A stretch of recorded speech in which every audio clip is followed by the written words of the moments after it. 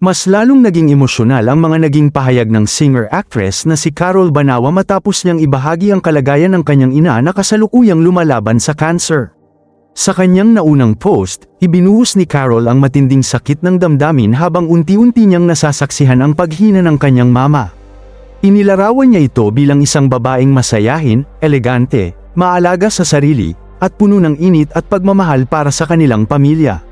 Ayon kay Carol, napakahirap para sa kanila na makita ang unti-unting pagkapagod ng kanyang ina dahil sa sakit. Sa kabila nito, naging makabagbag damdamin din ang kanyang Mother's Day tribute para sa kanyang mama. Sa naturang post, ipinagdiwang ni Carol ang pagmamahal, lakas, at kabutihang ipinadama ng kanyang ina sa kanilang pamilya sa loob ng maraming taon. Ayon kay Carol, naging mas espesyal umano ang pagdiriwang ng Mother's Day ngayong taon dahil mas pinahahalagahan nila ang bawat yakap, ngiti, tawanan, at tahimik na sandaling magkasama sila bilang pamilya. Ipinahayag din niya ang matinding pasasalamat dahil nabigyan pa sila ng pagkakataong makasama at makagawa ng mga alaala kasama ang kanilang mama. Cherishing every I love you, emosyonal niyang saad sa kanyang post.